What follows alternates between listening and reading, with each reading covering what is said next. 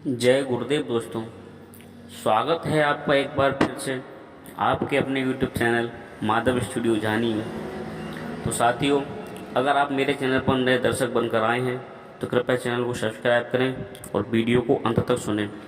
आज की कहानी है कि जो किसी एक का नहीं हो सकता वो किसी का नहीं हो सकता।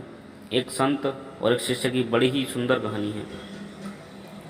एक पहुँचे हुए संत थे जिनको काफ़ी अच्छा ज्ञान था। उनके पास एक लड़का सत्संग के लिए आया जाया करता था। महात्मा जी से प्रभावित होकर उस लड़के ने उन महात्मा से कहा कि आप मुझे अपना शिष्य बना लो।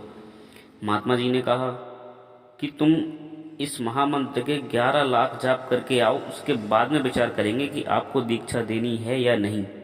लगभग कुछ महीनों में संख्या पूरी करके वो लड़का महात्मा जी के पास पुनः आया तो उन्होंने उससे फिर कहा कि अब तुम फिर दोबारा जाओ और फिर से 11 लाख मंत्रों का जाप करके आना, तब अब सोचेंगे कि आपको दीक्षा देनी है या नहीं।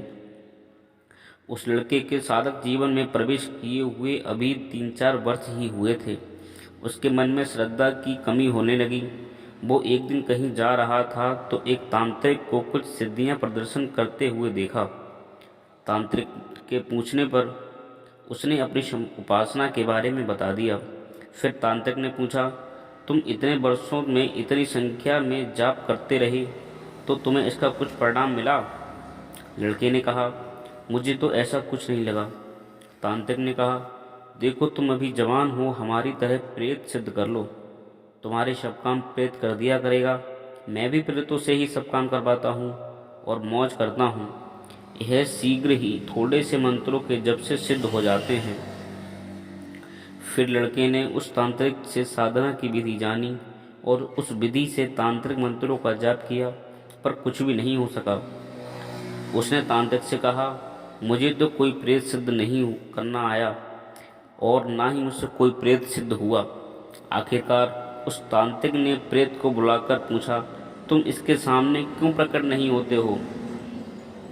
उस प्रेत ने कहा, मैं तो जैसे ही इसके थोड़ा सा निकट जाता हूँ, इसके पीछे एक चक्र प्रकट हो जाता है। मैं महान और बलवान होने पर भी उस चक्र के तेज के सामने टिक नहीं सकता हूँ। अवश्य कोई शक्ति इसकी रक्षा करती है। इस घटना के कुछ पल बाद ही उस लड़के को महात्मा जी की याद आई और वो उनके पास पहुँच गया और उन्हें प्रणाम करके विस्तार से सब कुछ बताया।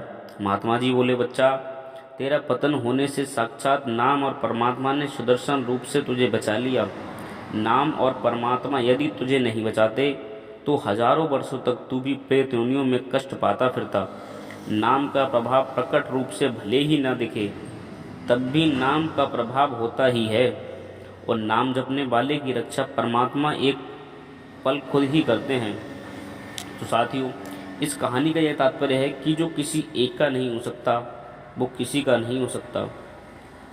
हमें अपने गुरु के ऊपर सदैव विश्वास करना चाहिए, क्योंकि वो हर पल हमारे साथ हैं और हमारी रक्षा करते हैं। गुरु के अलावा हमें हमेशा के लिए परमात्मा और उसके घर का रास्ता और कोई नहीं दिखा सकता। तो जय गुरुदेव साथियों। अगर कहानी पसंद आए तो वीडियो को लाइक, शेयर एंड सब्सक्राइब करें।